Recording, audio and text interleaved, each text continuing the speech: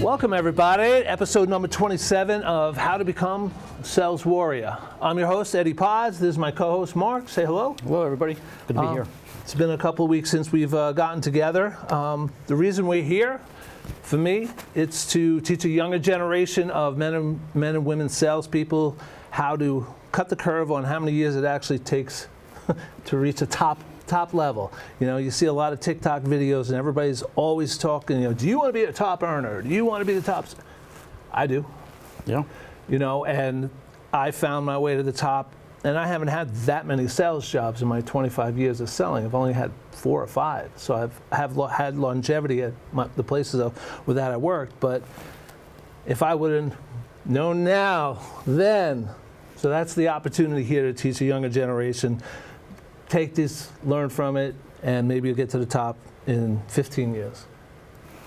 Listen, if you work hard, that's a good ingredient to do whatever you want to do to be successful. Hard work, I think, is one of those things that's missing from a lot of what you see in the younger generation today.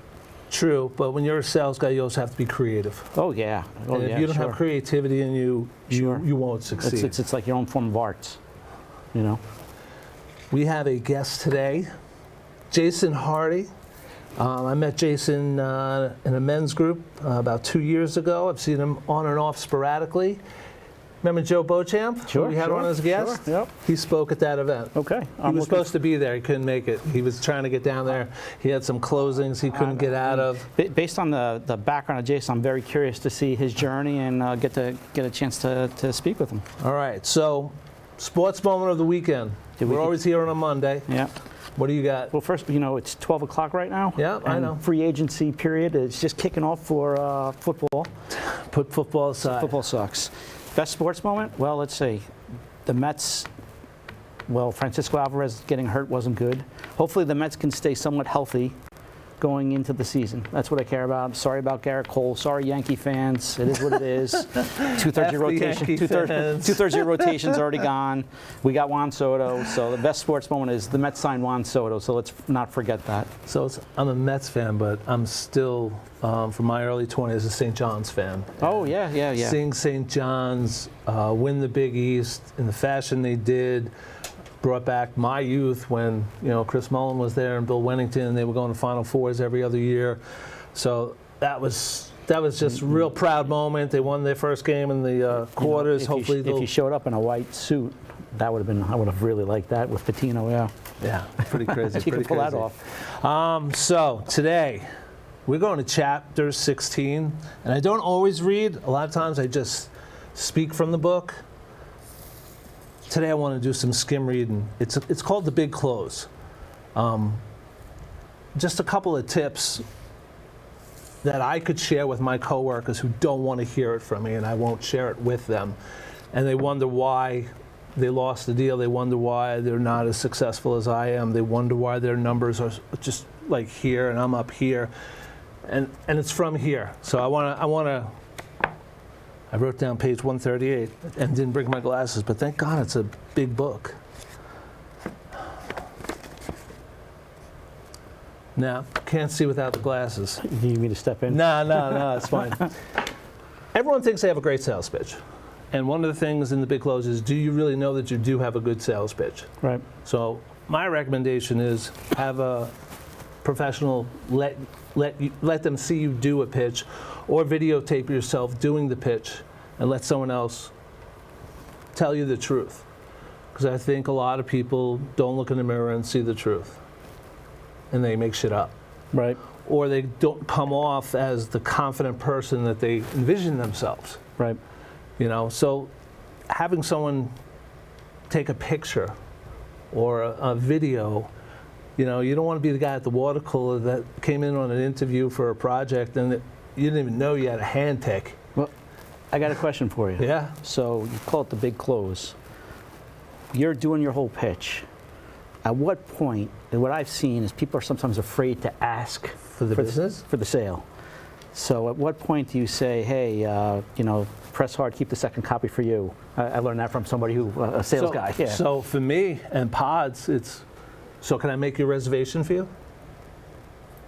There is nothing more than that. For my business, can I make a reservation for you for that container to be delivered? Just that simple. Right. asking for it right, that's it. Mm-hmm. You know, and the idea in the big close is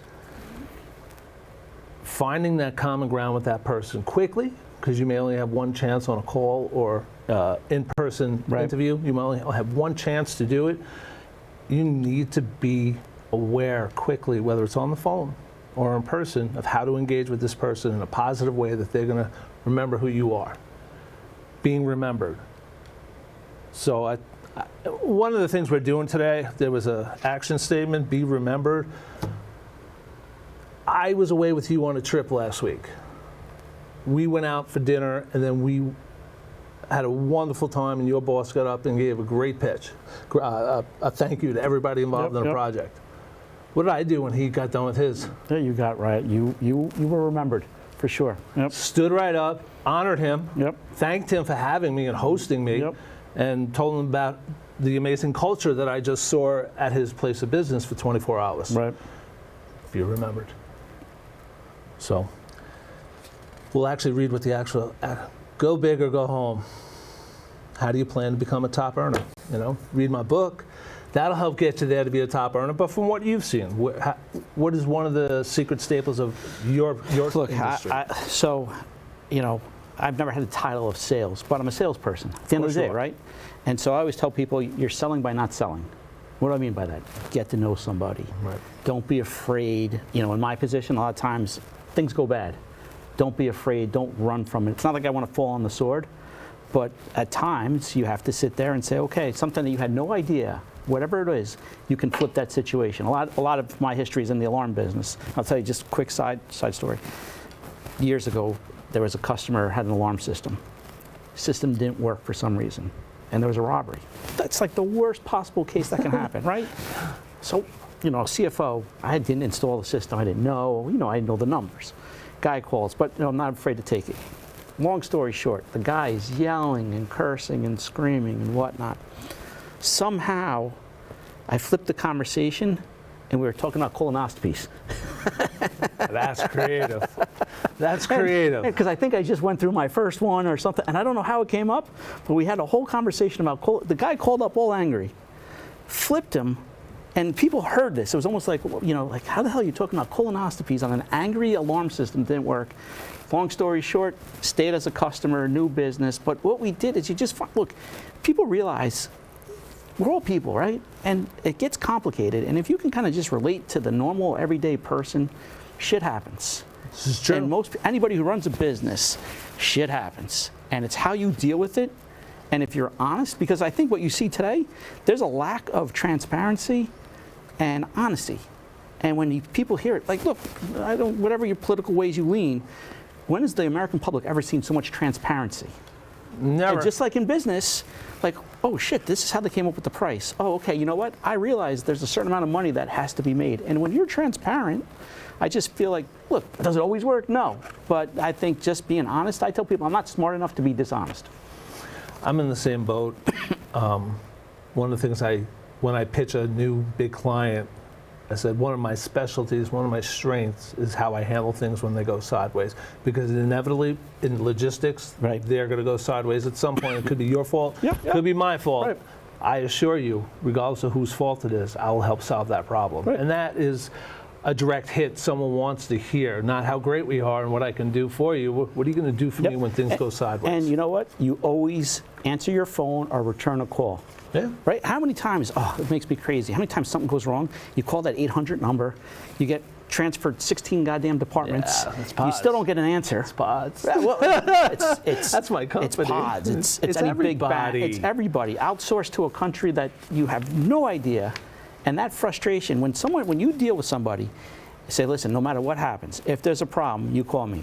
I tell people, look, we're in security 24/7. Unfortunately, day or night, you can call me, whether it's 7-Eleven or a retailer in Los Angeles or whatever it is.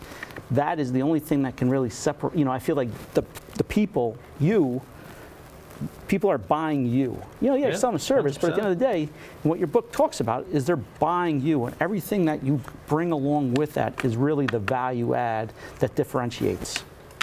All right, man, networking tip of the week. I already spoke mine, be memorable. and you attest to me actually being memorable. Yeah, so networking tip of the week. Look, I think some people, I do a lot of things that don't have immediate financial gain. Planting seeds. Right. So don't be afraid to plant as many seeds. I hate to say it, it's not always about money. Sometimes it's about relationship, it's about your reputation, it's about how you handle things. And so I would say my biggest networking event tip of the week is don't be afraid to do stuff just to do a good thing and see what happens from there. All right, trade show. I got a trade show this week. You going to the New York construction trade show this week? 2 days. So, trade show tip. Mine is get an intel on the itinerary for the day. What's going on? If this is a walker, so I'm walking this event. Right. You just showing up, grabbing your bed, grabbing some free shit and leaving, or you're going to figure out who's there that you might want to see out of the 200 vendors that are going to be there. Or go both days because this is a 2-day event, and I might choose to do the 2. I got a VIP sponsorship that my company paid for, so there's a networking event tomorrow night. Right. After night number 1, I'm going. Well, why the hell wouldn't I go? So I'm not going to go the crack of dawn. I'm going to go a little bit later, get a little work done, and then head early over to the networking hour. Okay. You catch me at a good time. So security industry, the biggest trade show of the Did it year, happen? it's coming up. Okay. It's called ISC West. It's in Las Vegas. Of course It's in about Vegas. 3 weeks or 4 weeks. It's exhausting. And I would tell people, have an itinerary, have a game plan going into it. Because you walk in, it's hundreds, if not thousands, and have a game plan. And somebody like me, you could show me all this technology. You start to get all googly eyes. I like to have preset meetings, Sure. and I like to have my day planned out way in advance. And honestly, you go in and you plan to be exhausted because it's like meeting. Your dinner event, at this age, don't overdrink. Get your sleep. Yeah, of course. If you're talking real, especially in Vegas, the 3-hour time change, have a game plan. Because if not, I won't go to a trade show unless I feel like, hey, you know what, there's a real return on investment. Your return starts before you get there. Great job. Great job. That's awesome. That's money. All right, we're at tequila time. Oh. We're going to take a quick break. We'll be back in 5 minutes with our guest, Jason, his lovely wife hanging out over there. We'll be back in 5.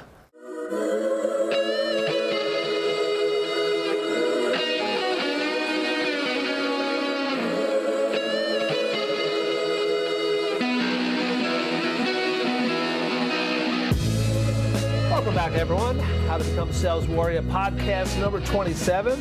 Here with my co-host Mark and our guest Jason. Would you like? Jason.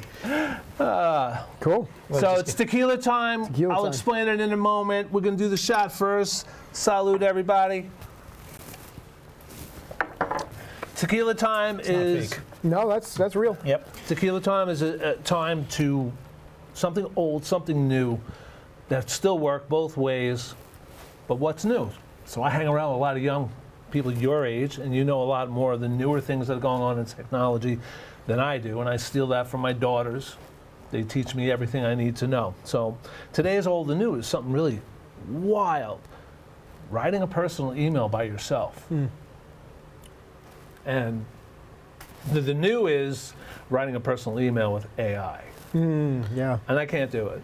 No? I just can't do it. I won't do it. I want to learn about it, though. I'm actually have a girl in I belong to an authors club, and there's a girl there who knows how to use AI and teach it to help you write. And being that I have no idea how to do it, I'm going to take her up on learning how to do it. But it sounds so ridiculous, but my kids, they know how to do it. Yeah. I mean, I've been working with AI for a little while now in multiple businesses, and what I focus on with my AI is I train it to think and act and speak like me, so that when I do need it to write an email or a text message or any sort of thing that needs to sound like me, it most of the time sounds better than me, but still in my voice, my tonality, my language that I'm using. I have heard that you have to read it through, because otherwise it comes off as a complete mirror of your thoughts, but not with any feeling or emotion in it. Yeah, absolutely. And you got to add your.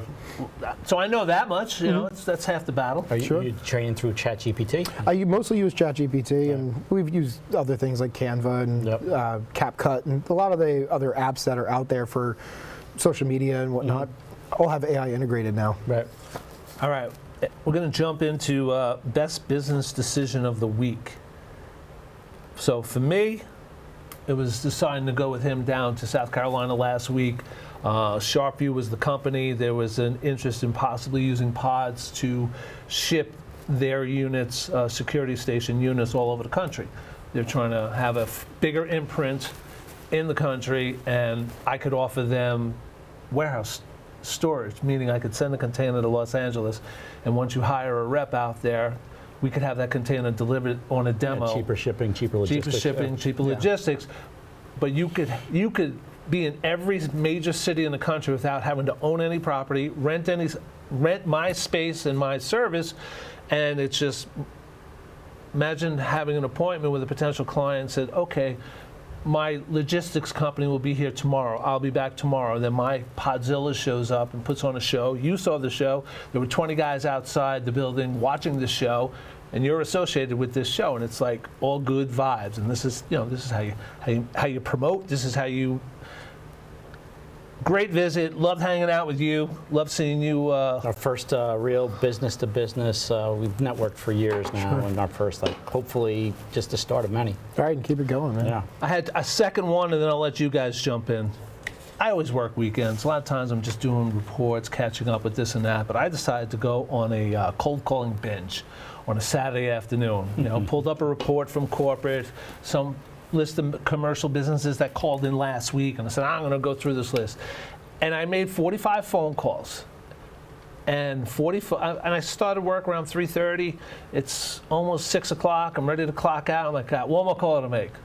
That was the close. That was the close. And you're just like, now my day's extended another half hour, but you're like, worth it. Totally. Totally worth it. Yeah. Best business decision of the week. Yours? Getting through all the no's to get to your yes. Man. Absolutely. That's awesome. For me, it's actually in my skydiving business. Is we decided to officially move forward with purchasing a neighboring property.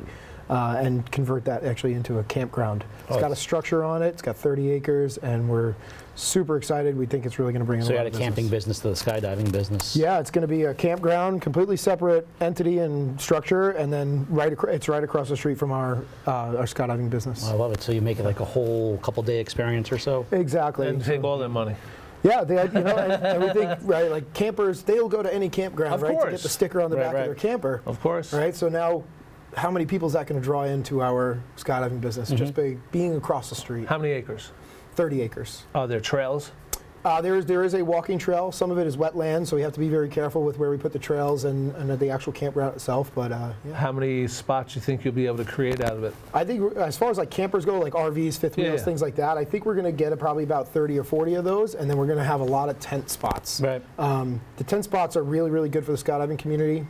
The professional skydivers, licensed skydivers, they are kind of like nomads and gypsies and all that. Not in a bad way by any means. No, that's their world. Right, they love to live in their cars and in their tents. Not speaking for every one of them, but many of them like to just pitch a tent and hang out for an entire weekend. And if we have a good, safe place for them to be with clean facilities and access to goods and services, it's going to be Are you going to build like a men's room, ladies' room, shower station? Oh yeah, full men's, ladies' room, shower stations. And make sure they have clean bathrooms. I hear the RV parks right now are a very hot space in real estate. Yeah. So, because the startup isn't as bad, you don't have to do as much cost, but it's land, and you can monetize the space. Yeah. It's mostly infrastructure. You think about it, right? It's getting the electric to each station, getting water to each station, and having a central spot for the people to use the bathroom and get clean. Yeah, I like it. So tell us how you. All right, you tell us your big best decision of the week. You know what? So we know each other for a while, and I travel in a group. Yes, you do. So meaning that last one of my companies, I had about 25 people I brought with me, and I'm very loyal. Anyway, when I say sometimes you don't do things for money, finally, it looks like Integritas, which is my company, is basically rolling out remote video monitoring through one of our partners with a big national pharmacy, which is a big deal for us. So remote video monitoring is something I'm a big fan of, and brought this partner, it's all linked together, and it looks like it's a national deal that we're going to roll out. So Amazing. it's incredible. It's a slow process. Sure. But my basic decision is being patient. There you go. So Yeah. So, how did you get the skydiving from being a remodeler? I know you as a contractor. Yeah, I've been a contractor for almost 20 years at this point, and how did I get to skydiving? I started wanting to really pursue passion. Something I remember as a kid, as I always wanted to be in the aviation industry. And through that, I just fell into something that I knew, right? My family are all contractors and builders and whatever, so I just kind of fell into it, I did it, and I continued with what I know. Recently reignited a huge fire within myself and through identity and personal development where I said, you know what, I need to go after the things that I really want to do, and I started to revisit the thoughts that I had from are you still doing the contracting business yeah, too? Still have the construction business. It's still moving along. It's going good. What do you guys what type of stuff do you focus on in the construction? Mostly large-scale remodeling. Okay. So, renovating an entire first floor or adding a huge addition. And now we're getting into really buying land and building spec homes. Got it. Okay. Yeah. Got it. And so you were born into the business per se. Yeah, pretty much. Got it. 17 years old, going to work for Dad. Got it. Makes sense. Yeah. I still struggle with the screwdriver, and I'm kind of upset about that. But Sure. yeah, any of that stuff that I really have an appreciation for that. And where's the bulk of your business on the remodeling side? Where do you focus on? Mostly Suffolk County. Okay. It's where I currently live, and it's there's plenty of land left. Right. And there's plenty of home. Knock on wood. Yeah. Yeah, people are still moving east, I got to say. But Are you GC? Do you have your own crew? We have a couple guys on staff, but mostly it's GCing everything. Gotcha. We have beautiful relationships with so many people. So. It's a trade job. So I used to be part of NARI, National Association of Remodelers. So 13 years on the board for 8. Got to know the industry really well from the inside, literally the inside out. And what I've noticed, and it's a beautiful thing, is the U generation, the 30 to 45-year-old men that are in it, are doing it so much wiser, smarter, quicker, and faster than the gentleman my age, 60 and plus, who is still, writing shit on napkins and not getting the software that could get you through that estimate in a third of the time. Things that I've learned from my younger friends, and you're that version. You're the guy who's doing it differently than the old timers. Leveraging the technology. Not to be the finance guy, but every now and then I got to pretend. What's interesting from no bullshit aside, one of the areas that private equity companies are rolling up are residential, remodeling, plumbing, HVAC, all that stuff. They're trying to roll it up and put it into a hedge fund and sophisticate it. Oh yeah, absolutely. Because sometimes like getting a proposal out could be hard. You have guys. There's a lack of skilled labor now, and if they can basically bundle all that up, they can keep these guys busy and then basically grow the business by just putting in kind of business process 101. So, yeah, I'm seeing it too. Yeah. So, I've recently ventured into acquisitions. How we got the skydiving business, and we're seeing that in the construction industry. A lot of people are rolling up the very, very niche trades, like you said. So if we could, HVAC. so you're in the construction space and you start with your family.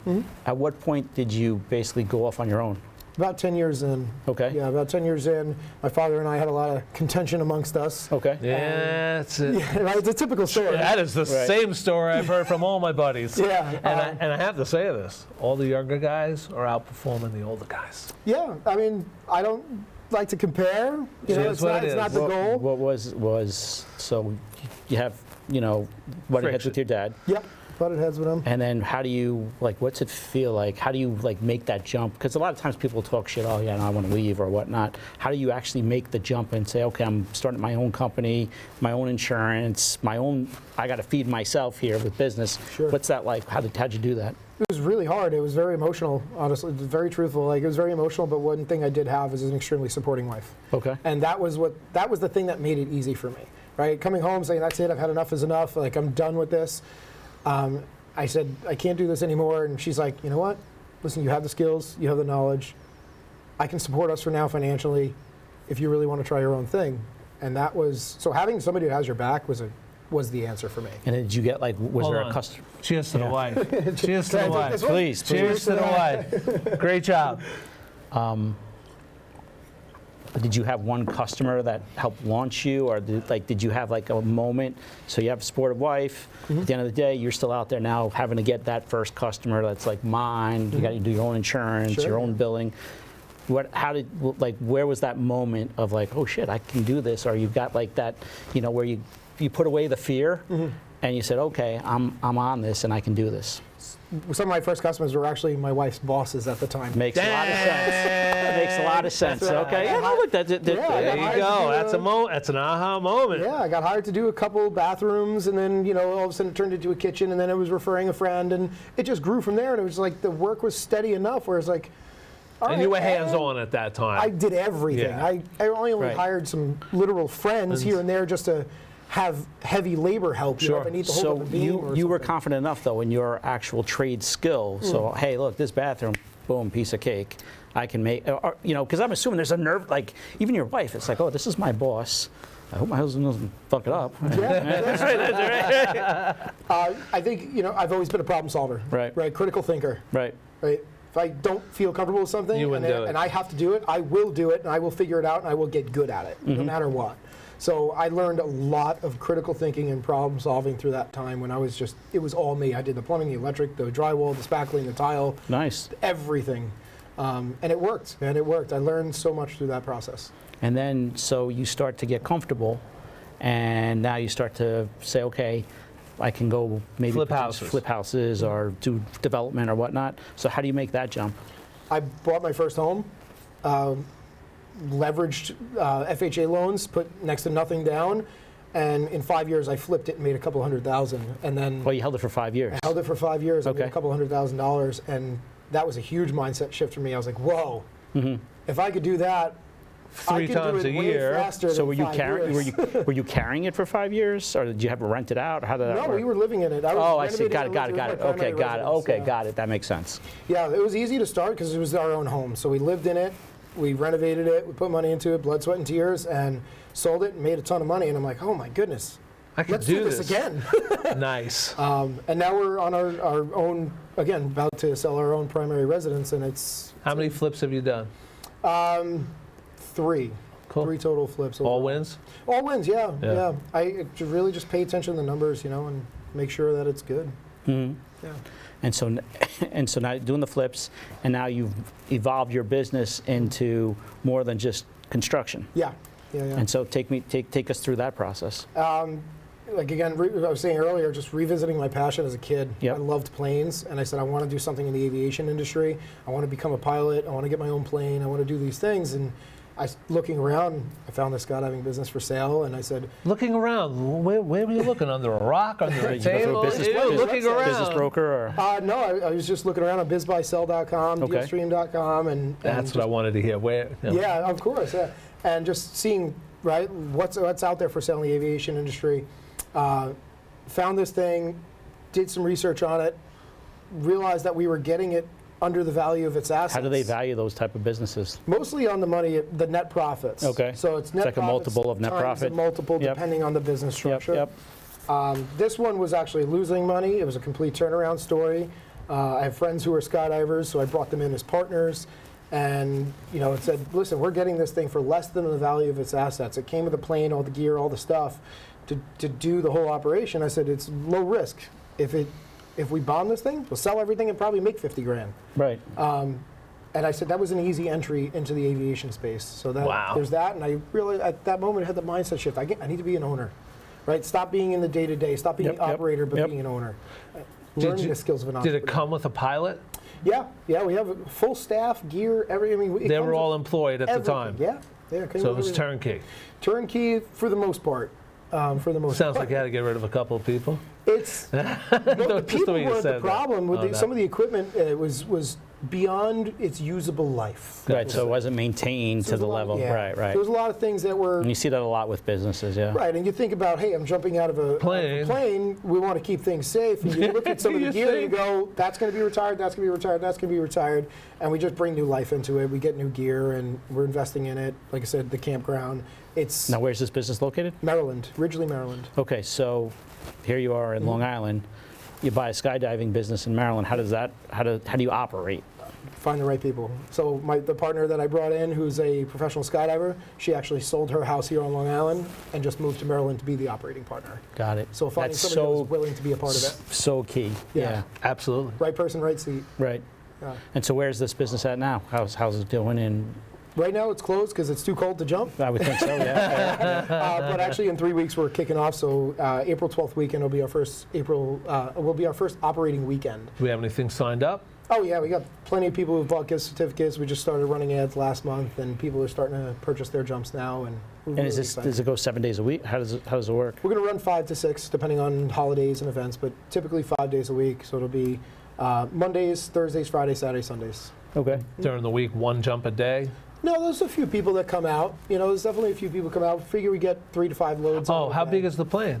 It's a small one. It's a Cessna Okay. 182. It holds 4 people. Four There's people. 4 slots. So if it's 4 jumpers. 4 jumpers, 1 pilot. Okay. And then, so if it's 2 tandems, it's literally just 2 clients jumping with the tandem instructors on their back. If it's fun jumpers, we call them fun jumpers, they could fit 4 people in there and all individually jump on their own. Okay. Who's jumping first in the business? You? I always jump first. I love it. It's an exciting thing to do, yeah. So you have jumped? Oh, yeah. And what about your wife? Have you jumped? She jumped many years ago when she was probably 18, 19 or something like that. But Going to do it again? Yeah, I will. All right. Yeah, she's gonna all do it right. again. All right. I plan on getting my You license jump? this year, No. too. So. Yeah, I wanna yeah. get I'm beyond. I think I'm beyond the jump phase. Yeah, I think I'm too old for jumping out of a plane right now. I mean, I don't know, man. yeah. We got 80-plus-year-old folks I coming get it. down I get jumping. it. I get it. I don't even like roller coasters. I'm trying Okay, to figure it out. sure.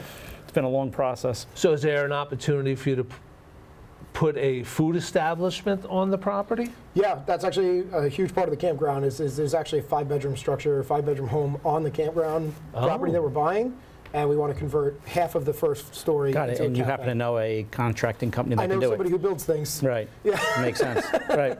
And how many rooms does it have? Right now it's 5-bedroom. We're going to probably split some things up because there's a lot of folks that'll rent by the room, rent by the bed, especially staff. We give them a super low rate to live and have good, clean place, climate control to stay for the season. It's actually an incentive for people to come and work for us. Like we have a gentleman coming from Italy to come work for us for 5.5 months and I got stay it. in I the didn't, house. I didn't think about it. It's like a season. It's legitimately like a So season. you'll be able to use the kitchen to Oh yeah, cook food and charge them for food. Yeah, well, exactly. Well, we'll have like the Meal plan. Yeah, we'll have something on the first floor, like cafe, coffee, pastries, regular simple goods, and then the rest of the house. So they'll have their own kitchen and everything that they can use privately.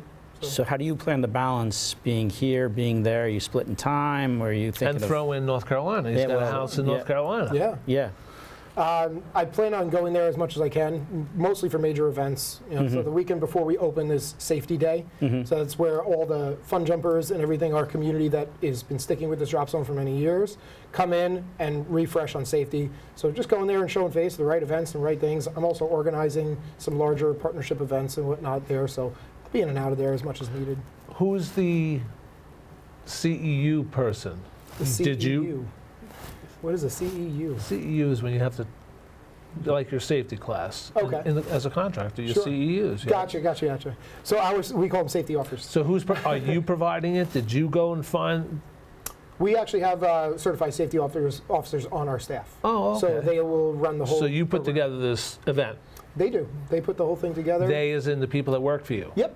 Yeah. Our employees, they're all certified. There's 2 people that are certified safety officers. So they organize the whole thing, invited everybody, and It's nice because I see the passion of the business coming out as we're just watching. Yeah, speak you haven't about stopped it. smiling. Yeah, Yeah, it's haven't stopped smiling. We heard the frowns and the crinkle when we were talking about the contracting. Yeah. but, Yeah. So, this is what else is the plan? So you seem serial entrepreneur. Is that fair? sure, that's the path that I'm going for. Okay. So what's next, or what else do we got? I'm working on closing a business in Northeast Virginia right now. It's in the residential real estate market. I can't say too much about it. I'm still bound by confidentiality at the moment. Understood. Working on closing that, which is really, really exciting. So that's another business type. is where- it like a duplex or is it a? No, it's a services business. Gotcha. You had mentioned it to me. I don't remember what it was. Yeah, that's okay. No, it's a services businesses that services the real estate industry, and it's just we're really excited about that. So it's real estate investing is something I'm familiar with. So this part of the process is going to be really exciting. Did you, so when you, just going back, because you said something I think it's critical, and if you see it on social media everywhere, your mindset shift, where you were technically an employee for your father. Sure. And then you said, okay, no more. Now you haven't been an employee for anybody except yourself. Correct, yeah. And you're willing to take the risk. How does that, how do you balance, and what level of risk are you comfortable with? Have you ever been like in a situation like, oh shit, I might have bit off more than I can chew? Sure, I've done that. So how did, so, Yeah, I've done that. yeah. And I feel like everyone who has a story has that thing of saying, yeah, I might be screwed here. Yeah, honestly, in the construction business, so I leveraged way more debt than I could handle at one point. But that's how construction works, yeah, right? Yeah, I saw the money coming in, and I got a little crazy with it, and I got excited, and I said, oh, let's keep reinvesting, and just leveraging debt, and it got to the point where I'm like, shoot, That bill's due, and I ain't got the money for it. So how are you, so you're like almost a family office now, because you got a couple different businesses. How are you keeping it all straight right now? Like I said earlier, right people, right seats. I'm learning the art of delegation actively. I'll never say I've learned anything completely, because I always believe there's something new to learn in everything. But learning that art of delegation, right? Having the right people, the right places to handle the right things. Right. And then really focus on the vision, the direction, and that we're hitting all the measurements that we need to hit, and making fine-tuning adjustments as we need. And so you're running the business. And in some respects, maybe not the skydiving business, but you're the top salesman as well in the business. Sure, is that fair? So how do you, right? Because I always, a lot of like successful startups, the entrepreneur is the CEO, the founder, the top salesman and whatnot. And you're kind of following that path as well right now. Yeah. So how do you balance to say, okay, we got to a certain level here business-wise. Could you replicate that if you hire 2 more salespeople? Do you ever do that struggle and say, should I hire 2, 3, 4 more salespeople and really blow this up a lot bigger? Or say, and then I hear the other side is, oh, you know what, I'm really comfortable where we're at right now. It works for me right now, and I want to kind of really slow roll this. Where's your head on all this? For the construction company, it's really more of the slow roll, just keeping it steady right now. Like I said, we're transitioning more to that investment side of things, and spec homes and buying land or buying flips, and that I like to keep it steady. It's an easy thing to keep going, and while I get to explore some other things. So, being the top salesperson, I heard a lot of what you were talking about earlier, right? Yeah. It's just building the trust and building the brand, and being a place where people can come and know that they're going to get what they want. Right. So you're selling on the construction business is all based on your reputation. Yeah, absolutely. Yeah. Right. So you're in essence selling by not selling, just by being you. Yeah.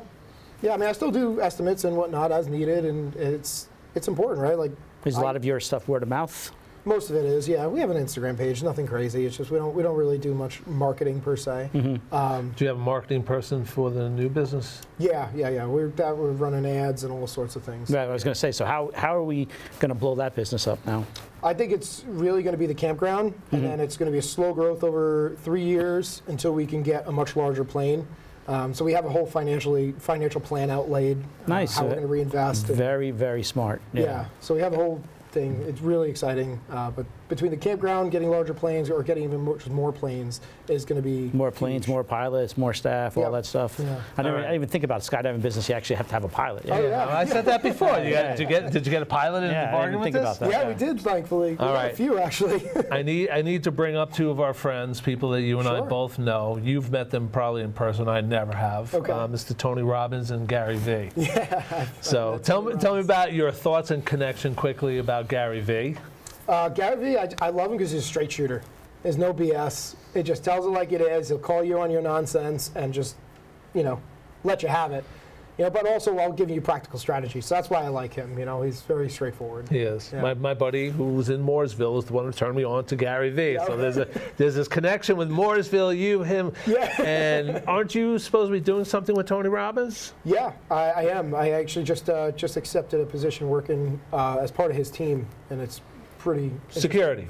Yeah, it's in the security side of things, event safety, security. So that's really exciting. I actually got to meet Tony at the last event I was at, when I was working. It was really cool. Got to exchange. That was recent. Yeah, just in December. Yeah, so. If you need any cameras or trailers, we know. There you go. Yeah, there you go. Yeah, that's always about. So, that was a really, really cool experience. Yeah. All right. So last 2 questions. Sure. Do you know the last 2? You please. All right. Where are you in 5 years? Oh, Yeah, I don't care about the where physical are you? location or Everything. Both. Yeah. Where are you in 5 years? I'll definitely be living and residing in North Carolina or South Carolina, somewhere right in that area. Business-wise, we should be selling locations for franchising on this business that we're working on closing now. The one in Virginia. The one in Virginia, yeah. We're looking to expand that exponentially and turn it into a full franchise model. So we should be rocking and rolling and selling franchise locations. Well, when you're ready, I'd love to hear about that. Yeah. Yeah, it makes a lot of absolutely. sense. I also want to be a helicopter pilot, so I'd love to buy my own helicopter and keep it on part-time. Helicopters too, huh? Yeah, man. You married an ambitious guy here. All right, last question. People get stumped on it. It's really not that challenging, but if you could have dinner with anyone in the history of the world, alive or dead, anyone, who would you want to sit down and break bread with? I would do Tony Robbins right now, just because Wow. I really admire a lot of his teachings, and to be able to sit down with him personally and have a one-on-one conversation with him would be incredible. I think that would be a life-changing. So you haven't had it yet. No, I haven't had it yet. I've only got to exchange a few sentences with him so far and give him a hug. That was about it. And how many of those events have you gone to, Tony Robbins events? Probably 9 or 10 at this point, and then I've worked 2 at this point. Very cool, Yeah. very cool. So one last thing. So Sure. I saw you recently speaking in public. Mm-hmm. What was that like? Is that new? Yeah, it's new. It's something. It's a road I want to go down. I really. I've been working with a lot of youth as a mentor, and I would like to expand that out into getting into schools and things like that. And really, just essentially translating that college and getting a job and all these things is not always the path you have to take if it doesn't feel right for you. I'm an entrepreneur. I'm a college dropout. Same here. Yeah, I've gotten a few businesses under my belt at this point. We're making money. We're enjoying our life. We're traveling all the time. Like getting that out to the kids. I feel like there's so much pressure on kids. Go to college, get a job, and 100%. and Yeah. it's And you know from being in the Yeah. industry, and I know from being in your industry for the past 14 years, the trades are losing people. They're not people going into the trade. Like Yeah. there's this stigma about being a blue-collar worker. I could bring home 200,000 swinging this hammer. yeah, it's a very Very rewarding- lucrative field. It's a very rewarding field. I mean, even building something, you start from nothing and you can create something. That's a very rewarding thing, even if it's for somebody else. And even for someone else, you can make a good living. Absolutely. It's not going to Yeah. be the 3 weeks vacation a year and the but what I've seen a lot is people using as a stepping stone for those who are ambitious. Some guys aren't that ambitious, and they're happy to be under the guise of an owner and Happy to be an employee. happy to be an There's employee. Nothing Yeah, wrong with that that's at right. all. That's right. But yeah, to your point, I'm living it now with teenagers. You don't need college to be successful at all. And you're right. There's this preconceived notion, got to go to college, got to get this job. And the mindset shift, everything you're saying, I feel like I see that like all over social media and following it is like you don't need, you got the day traders, you got the Instagram people, you got all kinds of stuff. There's ways to make money and have a level of freedom, which I really respect what you're trying to do, where you're doing it your way, following your passion, making enough money to have freedom and travel and hopefully franchise out a skydiving business around the Yeah. country. It would be awesome. And you never know when you might need a financial guy to help you on your next big deal. I just make That's it all what up this as I make it all up as I This go is along. the Smoke Mr. and mirrors. CFO. Learn as over we go, here. man. Yeah. Learn as we go. Having a CFO on call is priceless. So Yeah. when we were down in South Carolina last week, he was off in the office, and I'm mingling with the staff and meeting everyone. At least 3 different guys were like, "Oh my God, he's helped me so much. I learned this from him. I've learned." Serious. The guys were like, I'm so glad he's here, but he's like invisible. He's there, but he was literally invisible. Sure. We work all the time. But listen, Yeah. That's and it. The other thing with everything that we said, I think we can all agree, hard work. Hard work. Pays off. absolutely. That's the one thing. Cheers yeah. to hard work. Cheers. Sorry, we were Cheers. missing the That's glass. fine. Yeah. All right, so you have a minute.